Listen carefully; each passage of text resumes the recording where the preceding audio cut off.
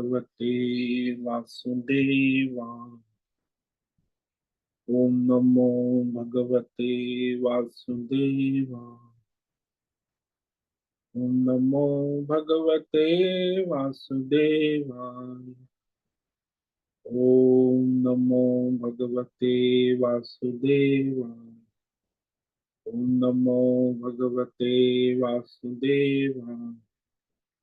ओम नमो भगवते वासुदेवाय।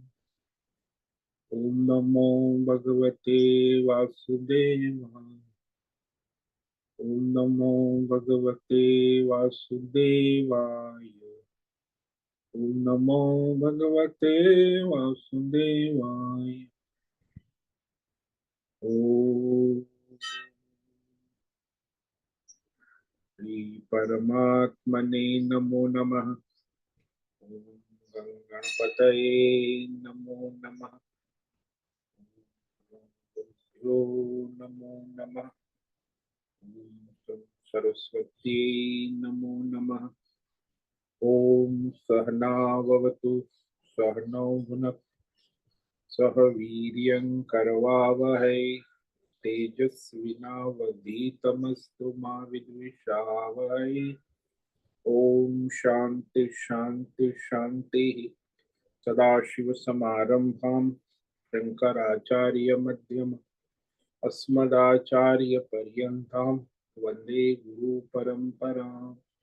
ओम पार्थाय प्रतिबोधितां भगवता नारायणेन स्वयं व्यासेन ग्रथितां पुराणम् मध्ये महाभारत अद्वैतामृतवर्षिणीं भगवतीम् अष्टादशाध्यायिनीं त्वामनुसन्दधामि भगवद्गीते भवद्वेषे वसुदेवसुतं देवं कंसचाणूरमर्दनं देवकी परमानन्दं कृष्णं वन्दे जगद्गुरु। नमस्ते परमं ब्रह्म सच्चिदानन्दरूप निर्गुणाय नमस्तुभ्यं ओंकाराय नमो नमः। सर्वे दुर्गाणि तरन्तु सर्वे भद्राणि पश्यन्तु सर्वे सद्बुद्धिमाप्नोतु सर्वे सर्वत्र नन्दतु। ओम तत्सत।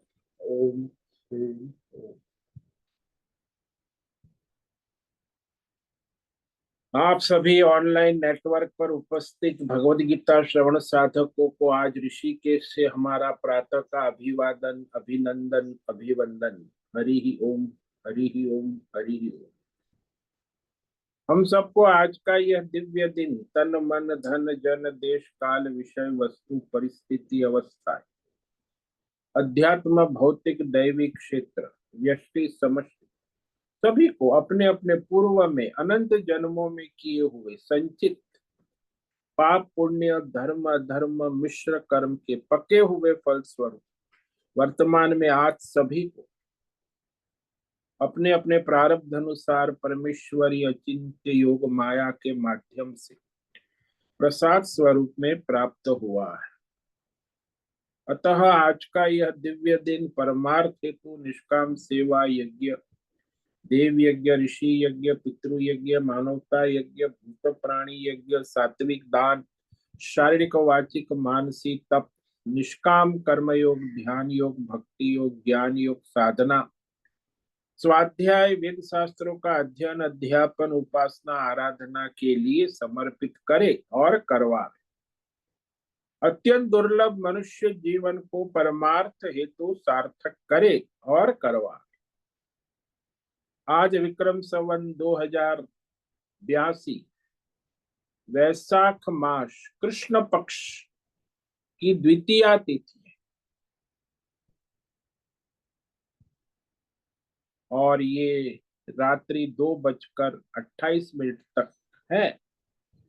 उसके बाद तृतीया तिथि लग जाती।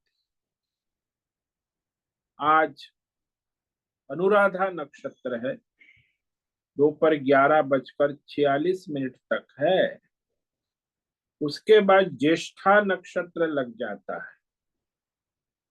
आज बुधवार है, और ग्रीष्म ऋतु चल रही है। यहाँ दिन का अधिकतम तापमान 36 डिग्री रहा और रात्रि का न्यूनतम तापमान 18 डिग्री रहा। वायु की गति 10-15 किलोमीटर प्रति घंटा चल रही है। ईस्वी सन 2025, 14 मई 2025, सुबह के 6:50 हो चुके हैं। कलयुग का प्रथम चरण 5126वां वर्ष, 7वां वैवस्वत मनवंतर श्वेत वराह कल्प, ब्रह्मा जी का 26वां दिन और 51वां वर्ष अभी चल रहा है।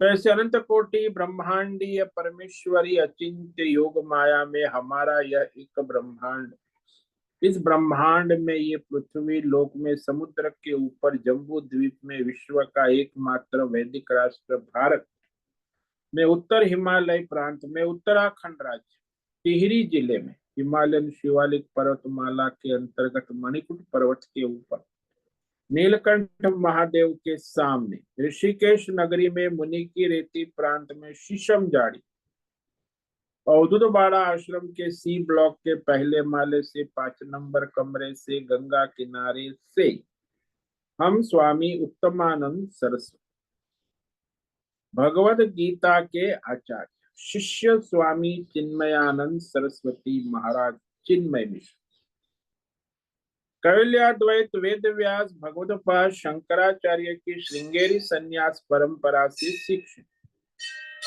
सनातन वैदिक भारतीय हिंदू धर्म अनुसार संपूर्ण भगवद गीता ज्ञान यज्ञ ऑनलाइन चैतन्यमय जीवंत लाइव प्रसारण जूम एवं यूट्यूब के अंतर्गत व्याख्यान माला में अध्याय 12 विश्व रूप भक्ति योग के श्लोक नंबर 7 पर संस्कृत एवं हिंदी में व्याख्यान करेंगे।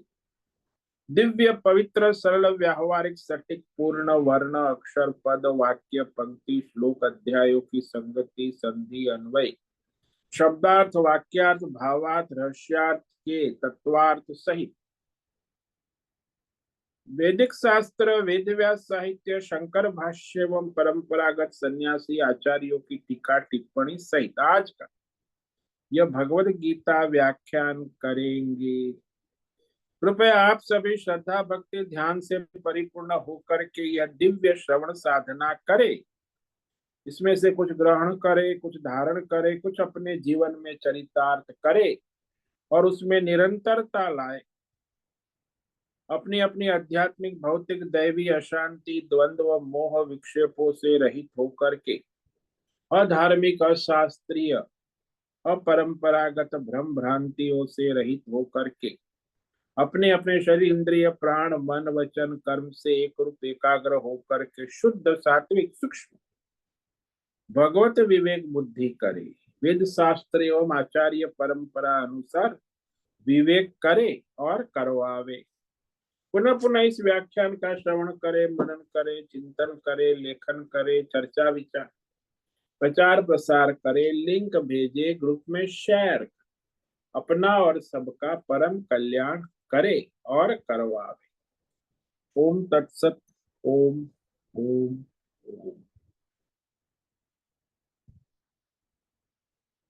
तो कल हमने श्रीमद् भगवद गीता अध्याय 12 भक्ति योग के श्लोक नंबर 6 और 7 पर विवेक विचार किया था, जिसमें भगवान विश्व रूप समष्टि सगुण मायामय स्वरूप की उपासना का कथन कर, क्योंकि ये मायामय है ना, विश्व रूप भी तो भगवान की माया है। और ये जो सगुण उपासना है, भक्ति है, उसमें मनुष्य को अपने कर्तव्य कर्म छोड़ने की आवश्यकता नहीं।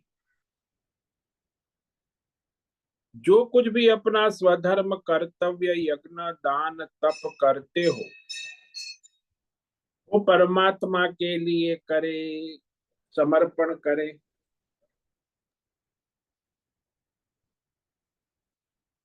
और जो निर्गुण उपासना है, ज्ञान योग है, उसमें तो आपको स्वधर्म कर्म सब छोड़ना होगा, संन्यास लेना होगा। कोई कर्तव्य नहीं, न यज्ञ न दान न तप न कोई स्वधर्म कर्म, केवल परमार्थ श्रवण मनन ध्यान में लगे रहे। तो यहाँ जो सगुण भक्त है उसके लिए भगवान ने कहा कि वह सबके हित में, समष्टि हित के लिए मायामय विश्व रूप सगुण परमेश्वर को अपनी साधना कर्म उपासना अर्पण करे।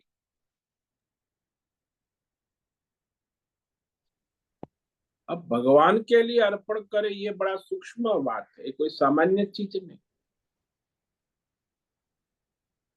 आपको पूछे कि आप अपना स्वधर्म कर्म किसके लिए कर रहे हैं,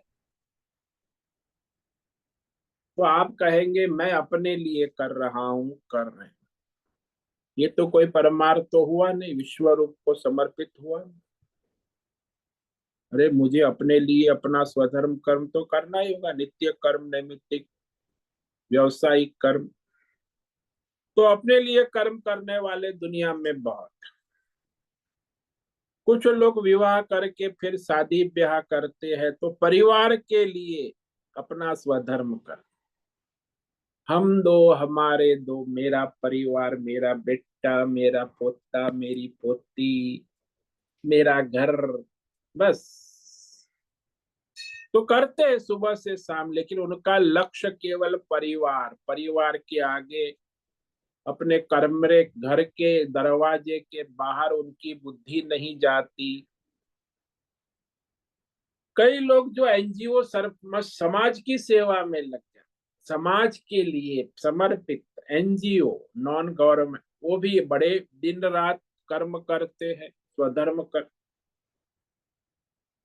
तो उनको भी वो लोग कहते हैं छाती, अरे हमको भगवान की सेवा व्यवा करने का समय नहीं है, हम तो हमारी एनजीओ चलाते, समाज सुधार कर रहे हैं, समाज का सेवा कर रहे हैं, समाज का विकास कर रहे हैं, समाज सेवक है। अब ये लोग भी भगवान की भक्ति नहीं कर सकते। फिर कई लोग गांव वाले होते कि अपने गांव के, भाई गांव की सेवा में सरपंच है, गांव की सेवा नेतागिरी कर रहे, अरे भगवान की सेवा मंदिर जाने का मुझे फुर्सत कहाँ, मैं तो अपने गांव की सेवा में लगा हूं। और आजकल हमारे बड़े देशभक्त नेता बहुत हो गए, देशभक्त राष्ट्र को समर्पित। ये पार्टी या राजनीतिक पार्टी के सब ने, उनको भगवान के लिए समय नहीं, राष्ट्र के लिए सब दिन रात 18 घंटा काम करते हैं, राष्ट्र भक्त है। लेकिन भगवान के भक्त, उनकी बुद्धि में भगवत भक्ति नहीं आती। तो फिर भगवान के भक्त कौन है? बोले जो ये विश्व रूप संसार है उसको भगवान नारायण का स्वरूप समझकर विश्व रूप नारायण परमेश्वर की सगुण उपासना सेवा भक्ति करे, तब वो भगवान का भक्त माना जाए। यहाँ सब भक्ति जोड़ते हैं, परिवार की भक्ति का, अरे वो भक्ति नहीं है, व्यवहार है, संसार है। भगवान के साथ जुड़ना भक्ति योग है। ये तो सारा भोग ही भोग है, अपने लिए कर्म करना, परिवार के लिए कर्म करना, समाज के लिए कर्म करना, गांव के लिए, राष्ट्र के लिए। जब तक आप विश्व रूप परमेश्वर को समर्पित भाव से अपना स्वधर्म नहीं करेंगे, भक्ति योग प्रारंभ ही नहीं होगा। तो भगवान की भक्ति जो है ना, यानी ये सब भगवान का है। चाहे आप भले परिवार की सेवा, लेकिन आपकी बुद्धि में भगवत बुद्धि होना चाहिए कि भगवान का है, मेरा नहीं। जब तक आपको मेरा राष्ट्र, मेरा परिवार, मेरा घर, मेरा मेरा मेरा समाज, इस तरह ममत्व है, तो भक्ति नहीं। भगवान का है निष्काम, ये सब सकाम में आते हैं। परिवार की सेवा, समाज की सेवा, राष्ट्र की सेवा। हाँ, विश्व रूप परमेश्वर की आराधना निष्काम भाव से कर, यानी समष्टि हित के लिए विश्व रूप नारायण परमेश्वर को सारा कर्म अर्पण करे। ये सगुण उपासना, साकार विश्व रूप। अब उसमें साकार में फिर दो है, एक तो द्विभुज है, एक है चतुर्भुज है, एक विश्व रूप है। अब आपको द्विभुज कृष्ण की उपासना करे कि चतुर्भुज विष्णु की उपासना करे कि विश्व रूप नारायण की उपासना। यदि आप उसमें नारायण बुद्धि रखते हैं, चाहे श्री कृष्ण हो, चाहे विष्णु हो, चाहे विश्व रूप, नारायण बुद्धि से करेंगे तो वो नारायण की भक्ति योग हो जाए। यहाँ भी परिवार में, समाज में, राष्ट्र में यदि नारायण बुद्धि से करेंगे, नारायण की सेवा है, तो भक्ति योग हो जाए। लेकिन नारायण को भूल जाएंगे और अपने समाज, राष्ट्र, परिवार के सकाम राग द्वेष में भज करेंगे तो फिर संसारी हो जाएंगे। भगवान के इस उपासना में जैसे राधा कृष्ण है, राधा कृष्ण की उपासना, भाई राधा है भगवान की माया है और कृष्ण है परमात्मा नारायण। तो राधा सगुण है और परमात्मा निर्गुण है। परमात्मा कभी सगुण नहीं होता, परमात्मा की माया सगुण होती। और उसकी जो उपासना करते वो भक्ति योग है। निर्गुण परमात्मा की उपासना तो ज्ञान योगी करेगा, भक्ति योगी नहीं कर पाए।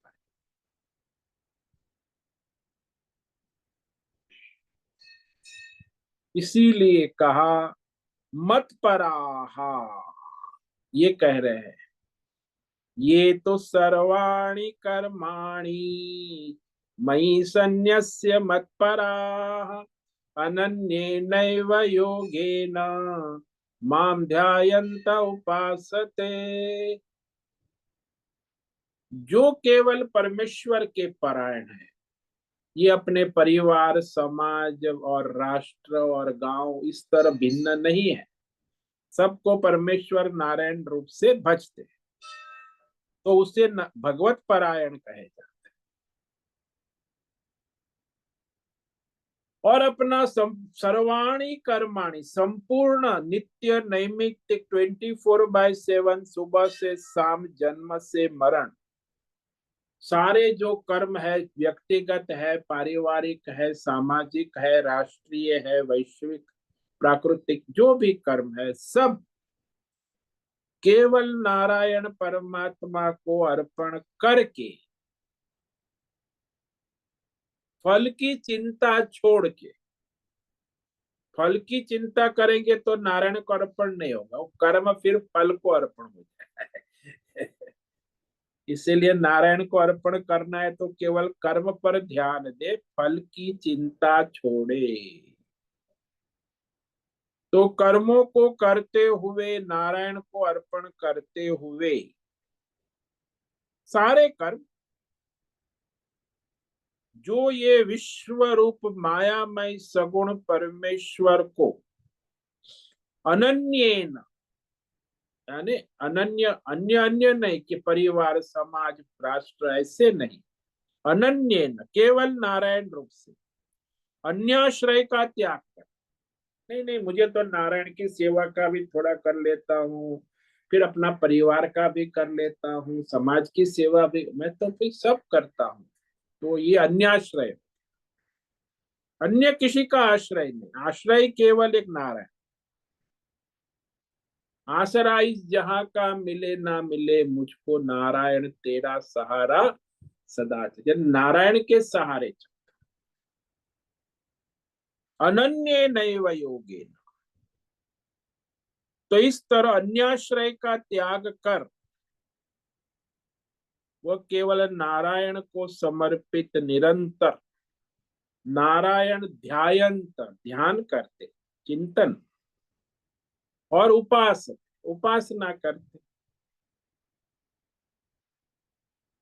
जैसे वो नृत्यांगना स्टेज पर नाच रही है, तो वो किसका उसका अनुसंधान करती है? संगीत का। यदि संगीत रुक गया बजाना, तो फिर उसका नृत्य नहीं होगा।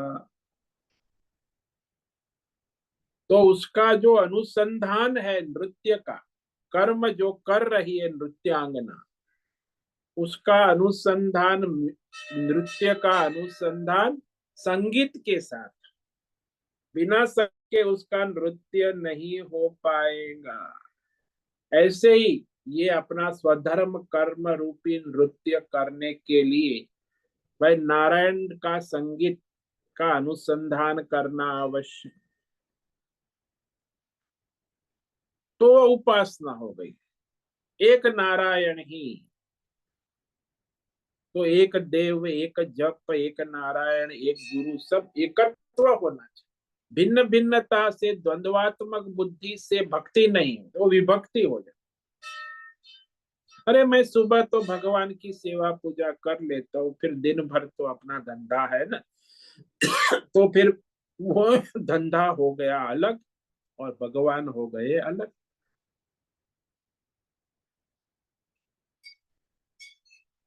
तो इस तरह कहने के बाद भगवान कहते हैं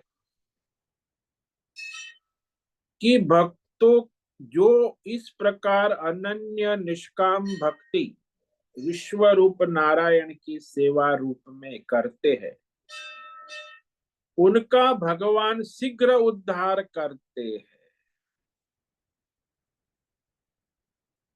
ये भगवान यहाँ गारंटी दे, गारंटी कार्ड।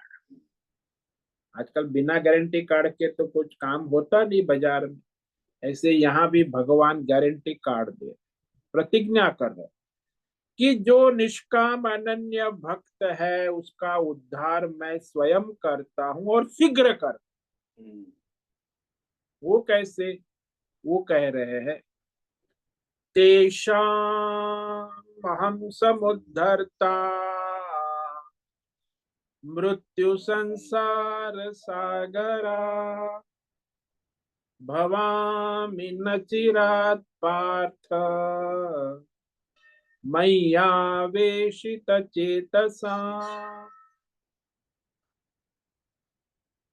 तो ये जो पिछले श्लोक में कहा कि अनन्य भक्त जो ध्यायंत उपा निरंतर भगवान का चिंतन और सेवा भक्ति में लगे हैं,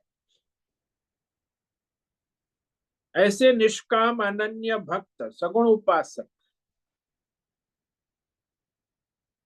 उसको कहते हैं भगवान की हे पार्थ सुनो, ऐसे अनन्य भक्त, तेषाम, कौन? मयि आवेशित चेतसाम, जिसका अंतकरण निरंतर भगवान नारायण में लगा है।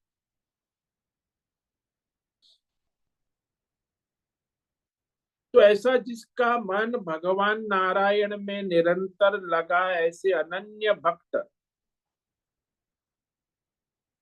उसका मैं न चिरात, शीघ्र ही, मृत्यु संसार सागरा, ये मृत्यु रूपी संसार समुद्र से समुद्धरता, देखो उद्धरता नहीं, समुद्र, विशेष रूप से, स्पेशल, विशेष रूप से उद्धार करने वाला हो जाता हूं।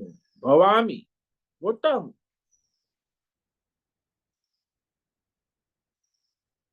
लेकिन यहाँ बात ये है कि साधना जो है वह भगवान को समर्पित होना आवश्यक।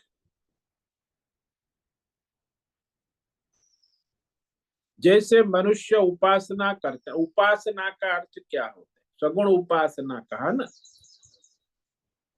तो उपासना यानी पास रहना, आचार्य के पास रहकर सीखना, इसे उपासना। उपास, माने समीप, पास में रहना, और पास में रहकर क्या करना, सीखना, सेवा करना और ज्ञान को प्राप्त करना, तो उपासना हो गई। जैसे आचार्य के पास रहते हैं तो जो उनकी सेवा करते हो कर्म योग हो गया। और फिर जो आचार्य के पास से जो आप सीख रहे हैं वो सीखना है, वो ज्ञान योग है। और आचार्य की सानिधि का निरंतर अनुभव रहना, सन्निधि, तादात्म्य, तादात्म्य भक्ति है, आचार्य के साथ निरंतर तादात्म्य, तब जाके वो जो है निरंतर अपनी भक्ति कर सकता है। जैसे कोई एक विद्यार्थी आश्रम में आ गया, उसने कहा कि महाराज मैं यहाँ आश्रम में रहूंगा और नारायण की सेवा करूंगा। बोला ठीक है रहो।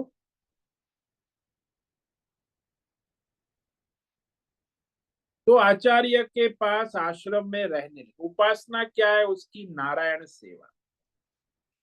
अब वो आश्रम में आ गया तो वहां तो बड़े व्यवस्था चलती रहती है, भक्त आते हैं, अन्न क्षेत्र चलता है, धर्मशाला चलती है, गौशाला चलती है। अभी वो जहाँ सेवा कर रहा है वो नारायण की सेवा, मंदिर में सेवा कर रहा है नारायण की सेवा। तो मंदिर में सेवा कर रहा है तो कोई आता है, अरे वहां अन्न क्षेत्र में सब्जी काटने वाला कोई नहीं है, तो मंदिर में तो बाद में सेवा कर लेना, पहले सब्जी काट लो। तो बोले हाँ नारायण। तो अन्न क्षेत्र में चला जाता, फिर अन्न क्षेत्र में काम कर रहा तो बोले अरे वहां तो वो परेशान बीमार हो गया है, उसको दवाखाना ले जाना है, तो सब्जी काट लेंगे बाद में, पहले इसको दवाखाने पहुंचा। हाँ नारायण, उसको दवा। अभी आश्रम में वो हर देश काल परिस्थिति में सभी की सेवा कर, नारायण, हाँ नारायण। यानी आचार्य के पास रहता है, भक्ति भाव से सेवा कर, सबसे मिलजुल कर एकत्व भाव से सेवा कर। अब ऐसे करते करते उसका नाम ही नारायण, वो नारायण कहा है। किसी को कोई काम होता है तो तुरंत बुला रहे, वो मेरे कमरे में लाइट नहीं है, तो हाँ नारायण अभी मैं ठीक कर दे। अरे मेरे कमरे में पानी नहीं आ रहा, अरे हाँ नारायण अभी चालू कर। कोई भी कुछ भी कहे, आचार्य कहे तो ही करना है, ऐसी जड़ता नहीं। नहीं आचार्य कहेंगे तब मैं करवा, नहीं नहीं, सब नारायण है, आचार्य भी नारायण, भक्त लोग आ रहे हैं वो भी नारायण है, कोई कोई सेवक है, सब है। तो जो भी है उसकी अंतकरण उस सेवा में लगा रहता। तो वो नारायण जो है इतनी सेवा करता है सबकी। एक दिन नारायण बीमार पड़ गया, तो बिस्तर में पड़ गया, उठ नहीं पा रहा है, कमजोरी है, बुखार चल रहा है 4-5 डिग्री। आश्रम में आचार्य भी उसके पास, अरे क्या हो गया नारायण, अरे देखो मैं तो भगवान की, नारायण की ऐसी, तो इतना बुखार है, तो बोला चलो आराम करो। तो उसकी सेवा में जो सब थे आश्रम के भक्त है, स्वयं आचार्य भी उसकी दिन रात सेवा में लग गए। क्यों, अरे नारायण बीमार हो गया है। तो 3-4 दिन सबने उसकी सेवा की, लेकिन वो तो इतने साल से सबकी सेवा कर रहा है, वो नारायण, तो वो सारा उसके प्रति समर्पित हो, तो उनको भी नारायण की सेवा में आनंद आने लगा। तो आश्रम के सब नारायण है ऐसा समझकर सेवा करते करते फिर आश्रम के आचार्य वृद्ध हो गए, तो उन्होंने सोचा कि अब आश्रम की व्यवस्था चलाने के लिए कोई मुखिया तो होना चाहिए, आचार्य होना चाहिए। संचालन नहीं तो कैसे होगा, अराजकता हो जाएगी। तो सारे भक्त और ट्रस्टी मंडल और जितने भी लोग थे, सबने मीटिंग बुलाई, बैठे कि भाई किसको गद्दी पर बिठाए। बोले आचार्य का भतीजा है, उसको बिठाना चाहिए। सब मीटिंग में बड़ी चर्चा होती है। फिर वो कहते हैं उनका जो पुराना शिष्य है उसको बिठाना चाहिए।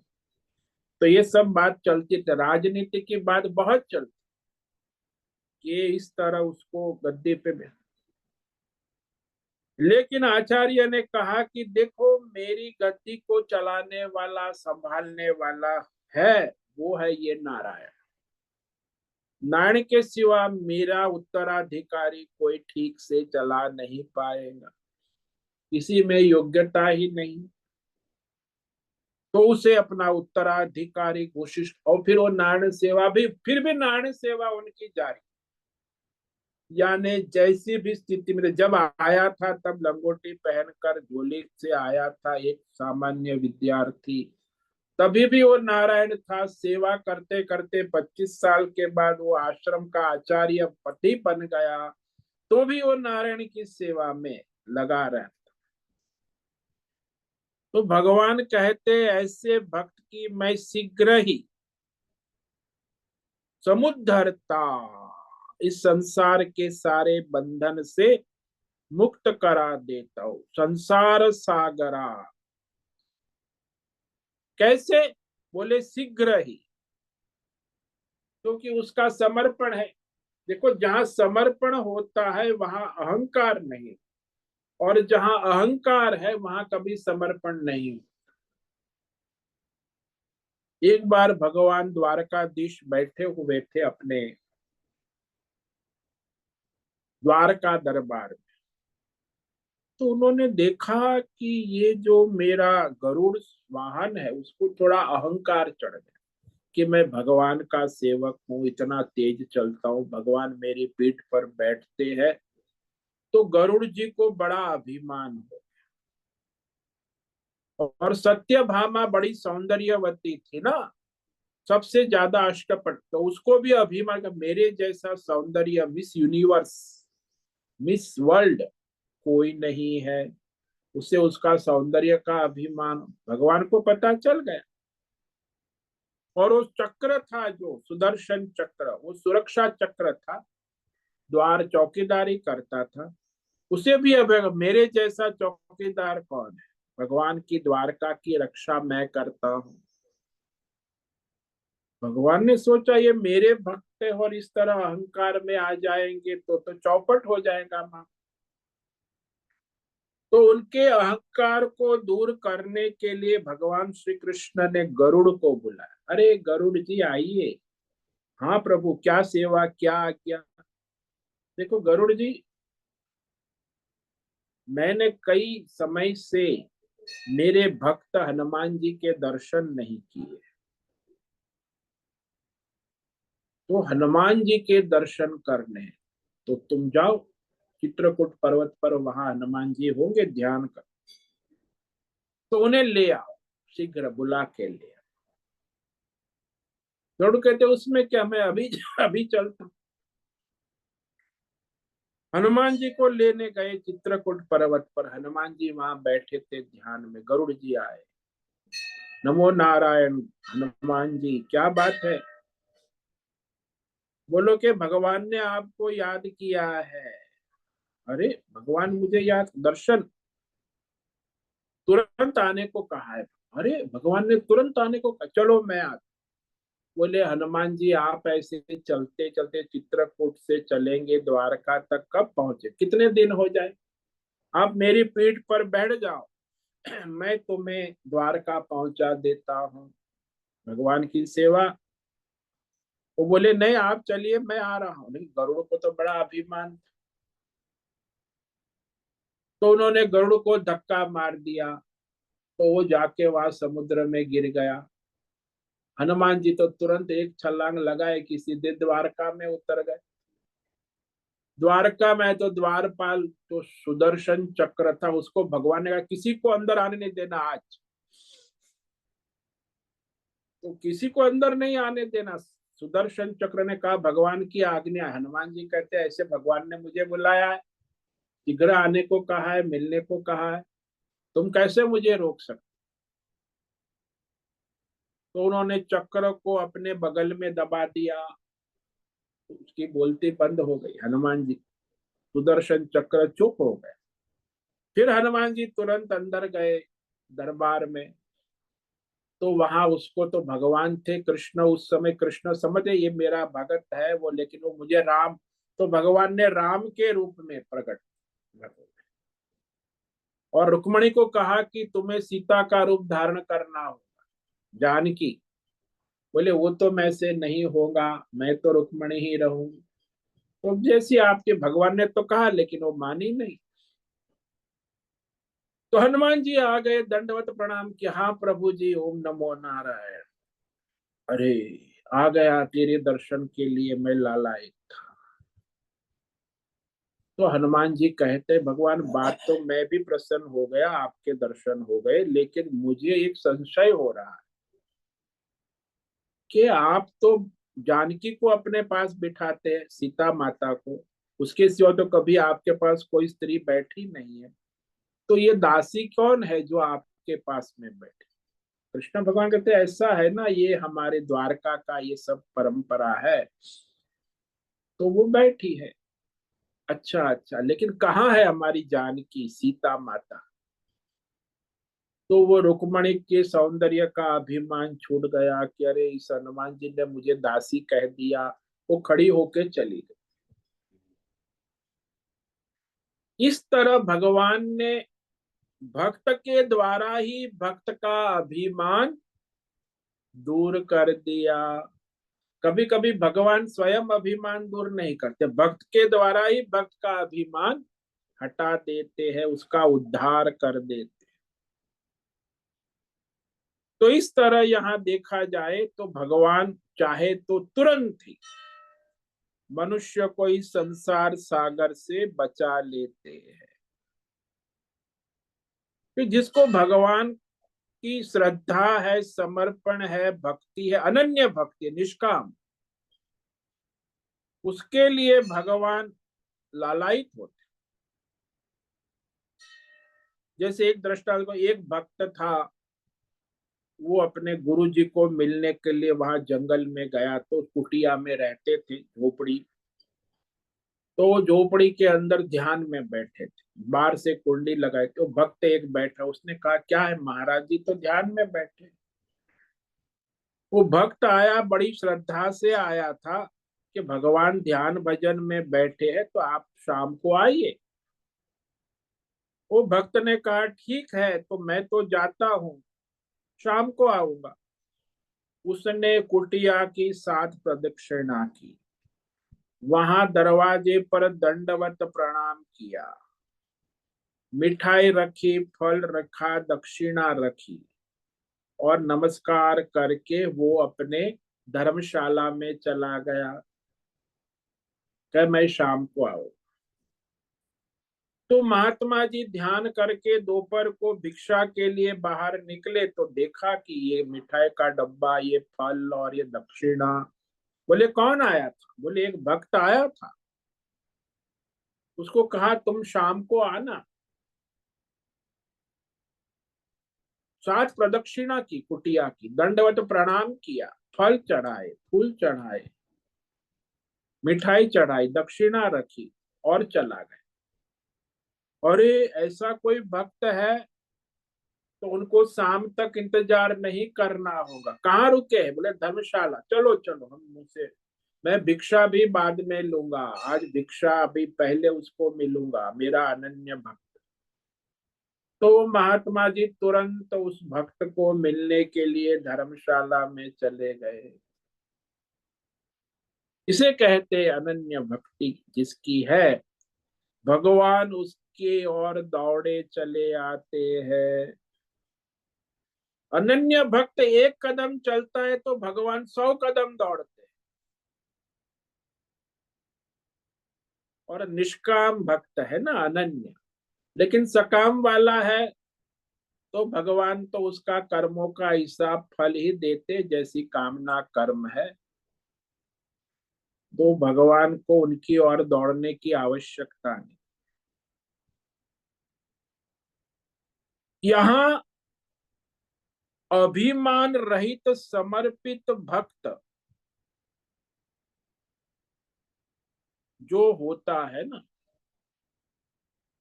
वो जानता है कि सब भगवान की कृपा से हो रहा।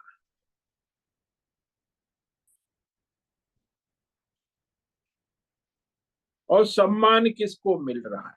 अरे, मुझे नहीं मिल रहा है, नारायण जो अंतर्यामी बैठे उसी का सम्मान हो रहा।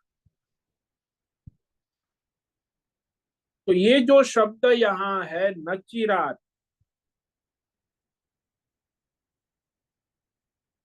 तो नचिरात का अर्थ होता है तत्काल, लंबा समय नहीं लगे, शीघ्र ही भगवान उसका उद्धार कर देंगे।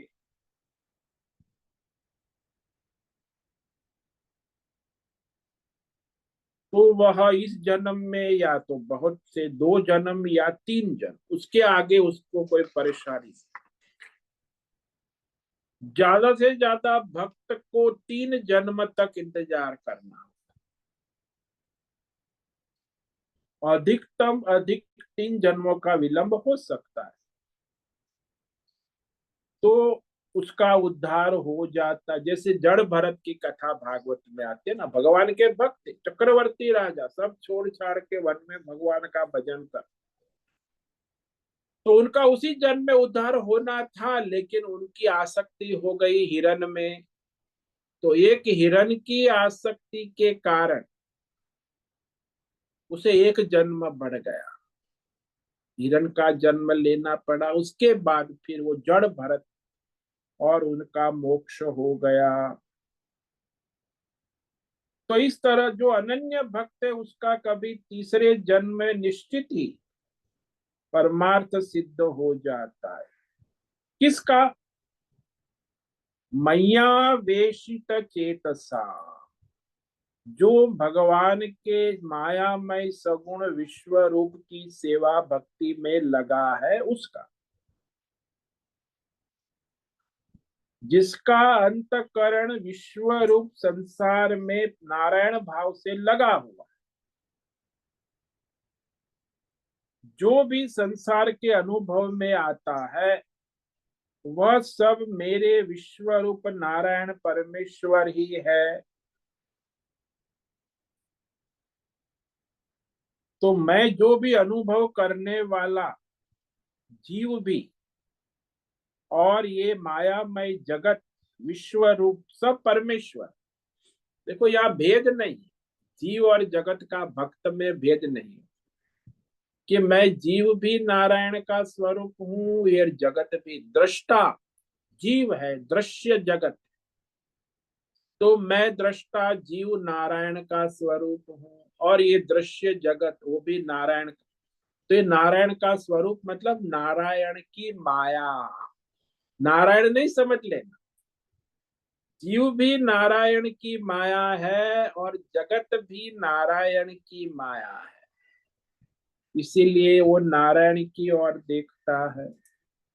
यहाँ बहुत बड़ी गलतफहमी हो जाती है, जीव नारायण का नहीं, नहीं, जीव नारायण की माया है, जगत भी नारायण का नहीं, नहीं, माया है, त्रिगुणात्मक ईश्वरीय माया है।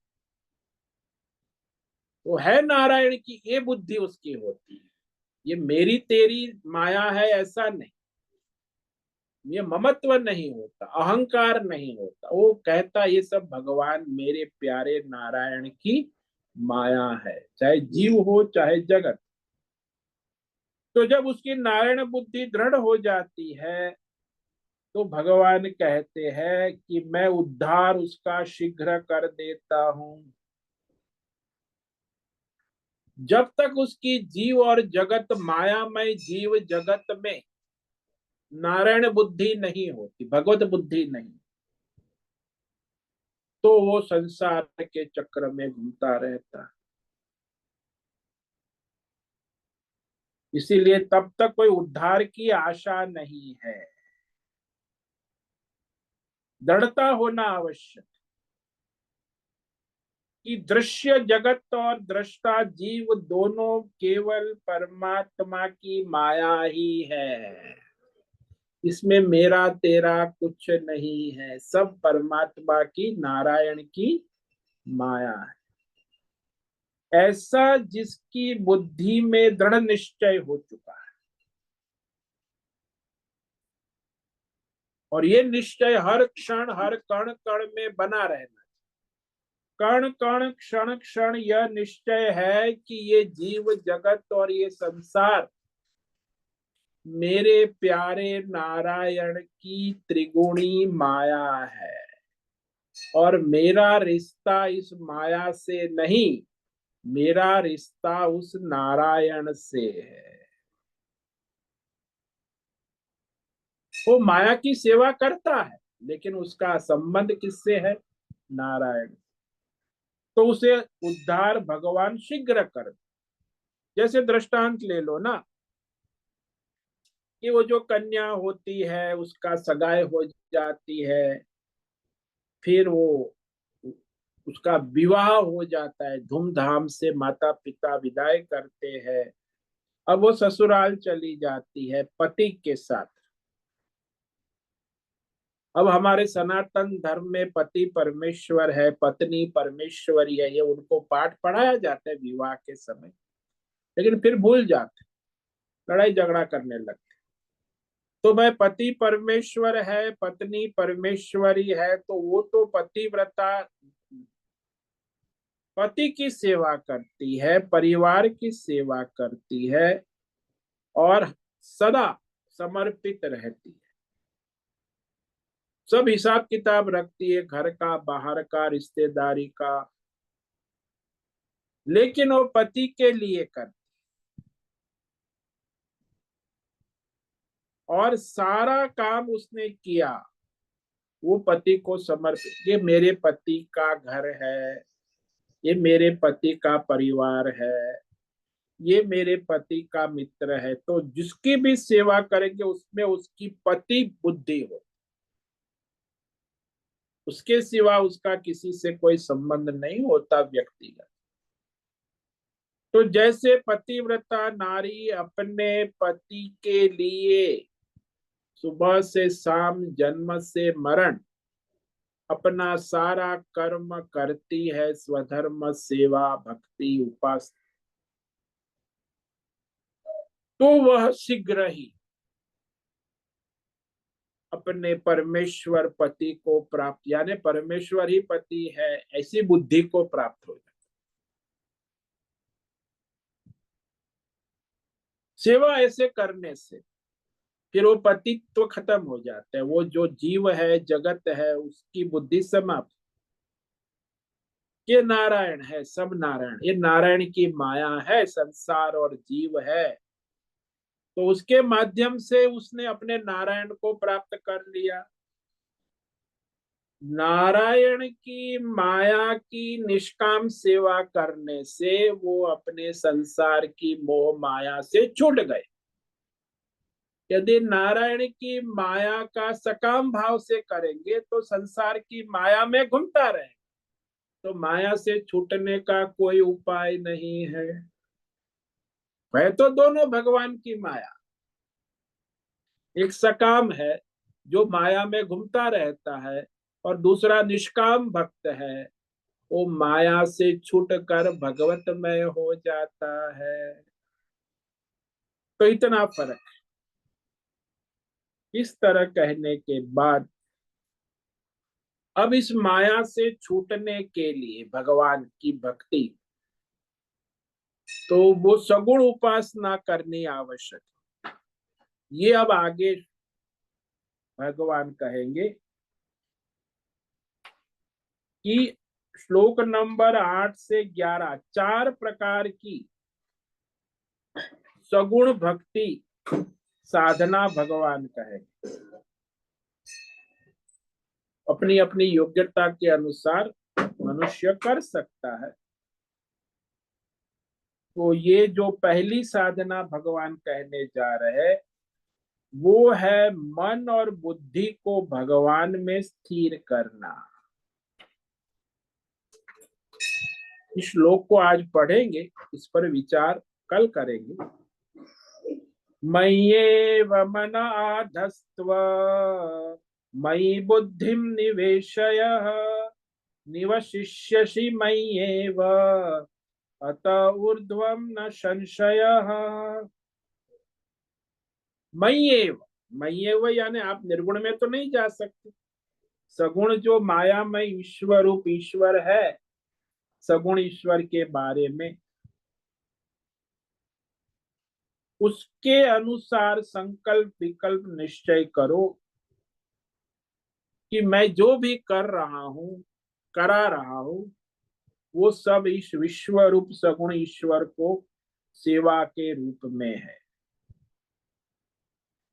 यानी मन का संकल्प विकल्प और बुद्धि का निश्चय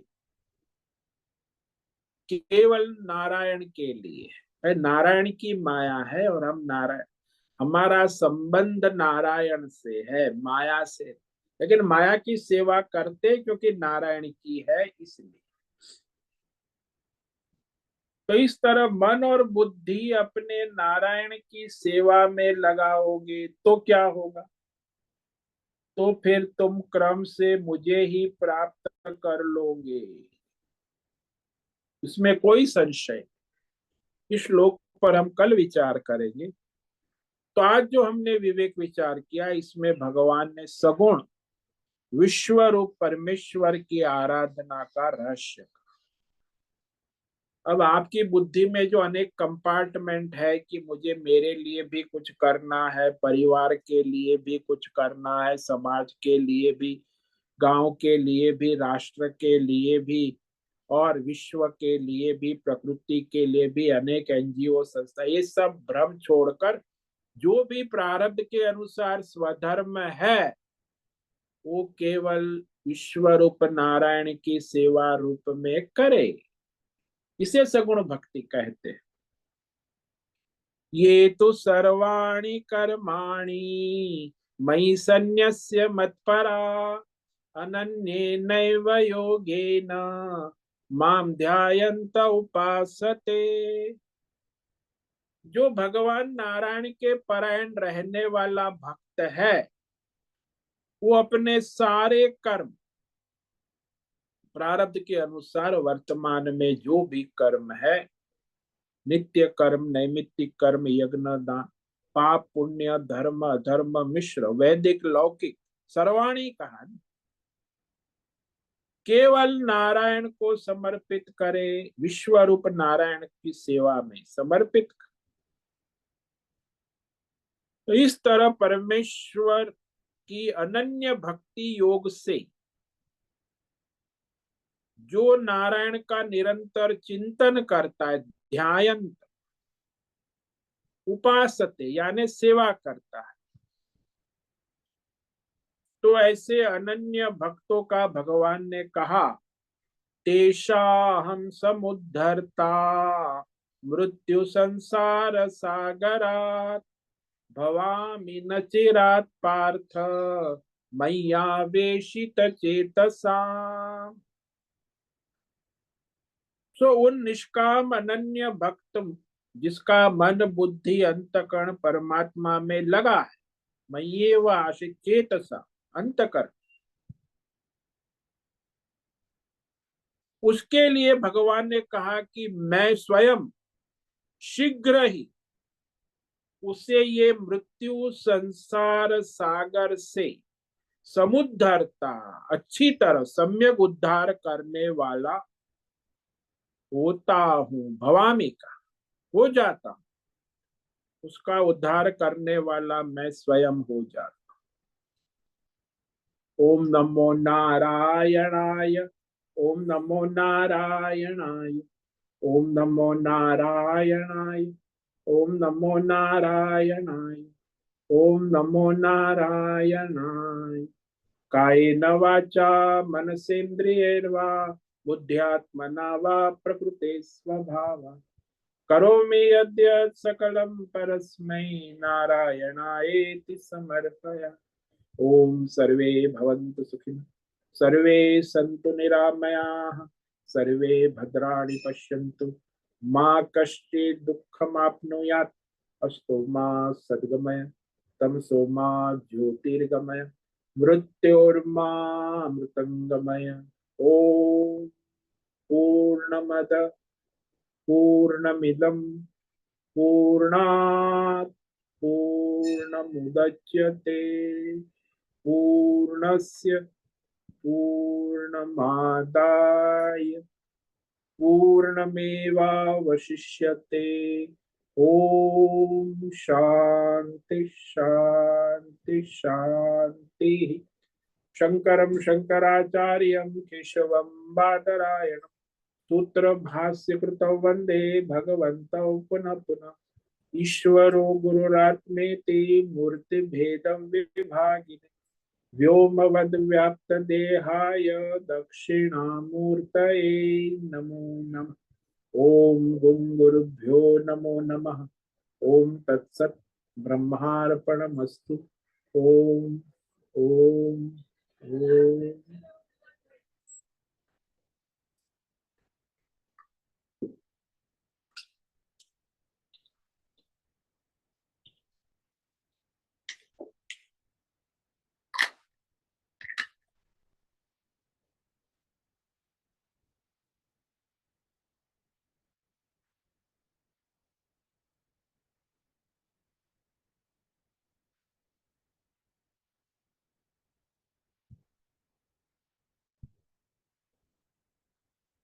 ओम नमो नारायण गुरु स्वामी जी।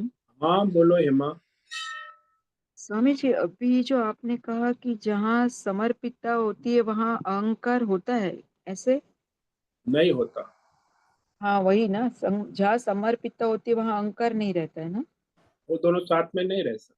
हाँ, मतलब संपूर्ण ईश्वर को जो समर्पित हो जाता है, यानी उसका मैं और हूँ वो अहंकार मैं पूरा मेरा कुछ नहीं रहता। जैसे वो नहीं मैं रहता है। पतिव्रता नारी है, यदि संपूर्ण समर्पित है तो उसको अपना मैं मेरा सब पति को समर्पित है, हम्म उसको मैं मेरा नहीं रहता।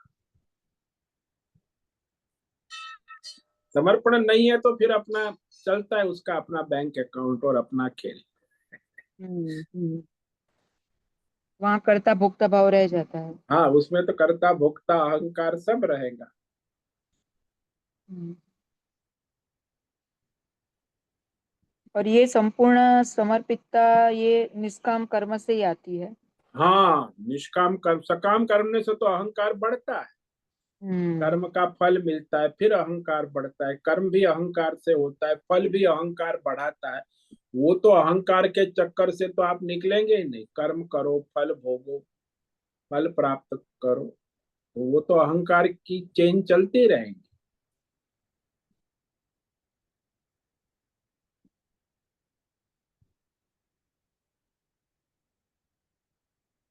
इसीलिए यह कहा ना भगवान ने कि जो मई आवेशित चेतस, जो अनन्य भाव से जिसका अंतकरण भगवान में समर्पित है, अनन्य नैव योगेन सर्वाणी कर्माणि, बड़ा महत्व का सूत्र है, भक्ति योग का सूत्र है कि भगवत नारायण के परायण होकर संपूर्ण कर्म परमात्मा को समर्पित करके अनन्य भक्ति के द्वारा निरंतर ध्यायंत यानी अंतकण से चिंतन करते हुए और फिर इंद्रियों के द्वारा उपासते उपासना करते हुए, ऐसे अनन्य भक्त का भगवान कहते मैं उद्धार करने वाला हूं। नचीरे शीघ्र कहा, नचीरात, देरी से नहीं।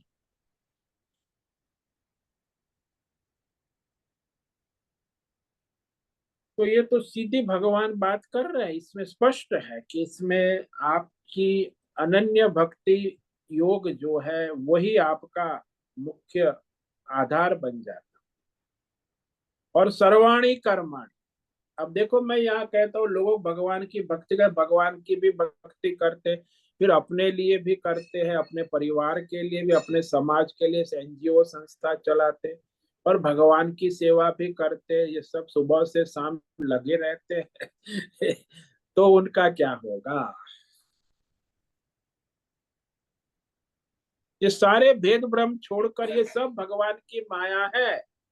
और जो मेरा प्रारब्ध है उसमें भगवान ने जो मुझे योग्यता शक्ति दी है, जो मेरा स्वधर्म है, वो मैं भगवान के लिए करूं। वो भगवत नारायण बुद्धि होनी चाहिए। अपने लिए करो चाहे परिवार के लिए करो, लेकिन वहां नारायण बुद्धि होनी तो चाहिए। ये सब यहाँ दूसरों नारायण की, की माया है। हाँ मगर यहाँ दूसरों की मदद करने की भावना भी नहीं रखनी है, मतलब आपने कहा जैसे मुझे यहाँ सेवा करनी है, मुझे इनको ये करना है, तो ये भाव भी हमें नहीं रखना है जो हाँ, प्रारब्ध वो के तो हिसाब से। अहंकार आ जाएगा ना। नारायण की सेवा भाव रखो। मैं हाँ। कौन होता हूँ मदद करने वाला? नारायण है, वहां भी बैठे अंतर्यामी रूप से। तो हम उसकी सेवा नहीं कर रहे, उसके अंदर बैठे हुए अंतर्यामी नारायण की सेवा कर। हम्म।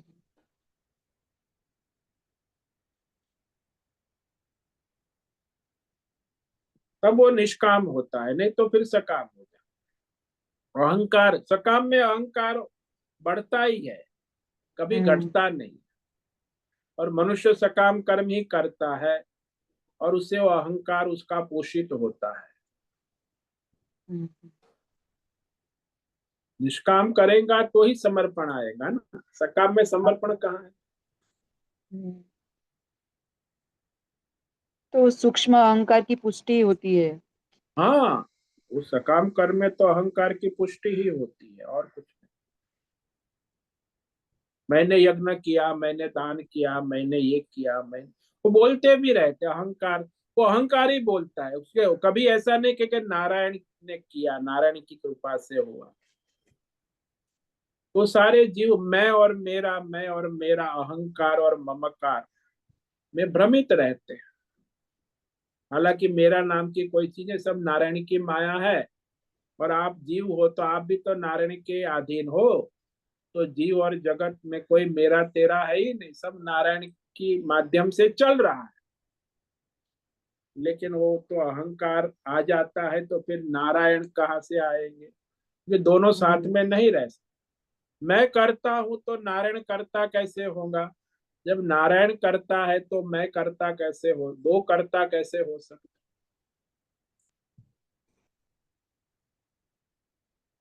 वो जन्मों से वो मैं करते हाँ, आए और संचित हाँ। अनंत जन्मों से संचित संस्कार है ना। इसलिए हम्म विशेष प्रयत्न की आवश्यकता। मानो हम्म आपको कोई बीमारी हो अधिक, बहुत चमड़ी की, 10 साल से, तो उसे ठीक करने के लिए आपको क्या करना है? तो बीमारी तो है, एक सामान्य चमड़ी का रंग दाग हुआ तो फिर एक मलहम क्रीम लाके 2-4 दिन में ठीक हो जाएगा। लेकिन पूरे शरीर में जब चमड़ी की बीमारी फैल गई है 10 साल से, तो उसको हम्म दूर करने के लिए आपको विशेष प्रयत्न करना। खान हम्म। पान, रहन सहन, doctor, therapy, naturopathy, allopathy, Ayurvedic, तो आपकी बीमारी दूर होगी, नहीं तो कैसे हो? यहाँ स्वामी जी ऐसा होता है कि दृढ़ निश्चय भी करते हैं, मगर कभी कभी वो संस्कार वो जीत जाते हैं, मतलब फिर इतना अंदर से दुख भी लगता है कि यहाँ कैसे मैं, मेरा भाव आ गया, मैंने किया ऐसा, कैसे मैं बोल दिया। वो संस्कार बहुत कभी कभी जीत जाते हैं हमारे दृढ़ निश्चय करने के बावजूद भी। वो संचित संस्कार जो है उसका बल हो, प्रबल हो, तो हो जाता है। संचित संस्कार ही तो वर्तमान में आते हैं ना प्रारब्ध बन के। तो तो इसमें उसका बल प्रारब्ध कैसे आपका कम कभी करे। प्रबल है तो दृढ़ हो जाता। हम्म।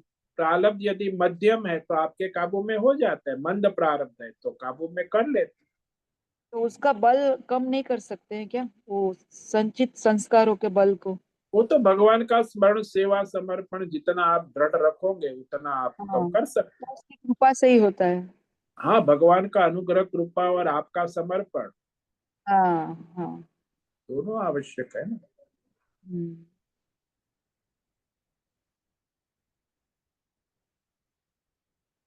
हाँ स्वामी जी, बहुत बहुत धन्यवाद। ओम ओम नमो नारायणाय। नमः।